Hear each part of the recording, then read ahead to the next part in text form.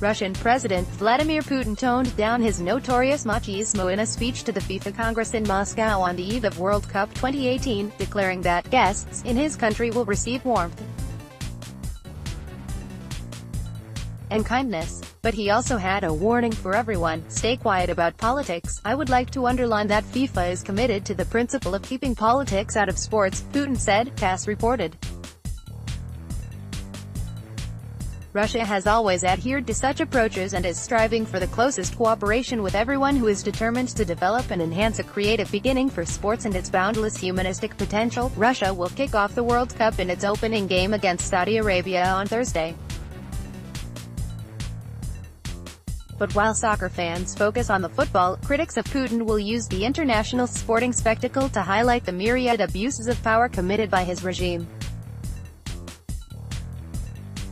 Among issues at the fore are Russia's interference in Western elections, its continuing war on Ukraine and the annexation of Crimea, its military support for the Assad regime in Syria despite chemical weapons atrocities, the attempted assassination by nerve agent on British soil of a former spy as well as other hits, and the domestic crackdown on Russian opposition activists.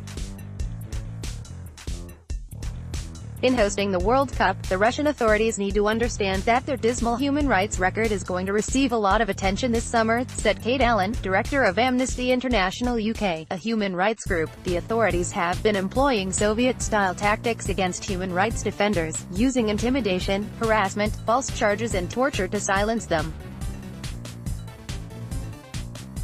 We're not here to rain on the World Cup parade, but behind all the euphoria and goal-scoring celebrations we need to recognize the grim reality of everyday repression in Russia. Putin told FIFA he wants visitors and Russians to understand that other countries like their own are home to kind, enthusiastic and open-minded people, and all of them want to live in peace, communicate with each other, visit each other, and watch and play football together. Our goal is that all our guests, from football stars to ordinary fans, will feel the warmth and kindness of our people, get into the spirit of Russia's multi-ethnic culture and unique nature, and we hope you will all wish to come here again, Putin said. According to TASS, the World Cup lasts for 1 month from June 14th to the final on July 15th.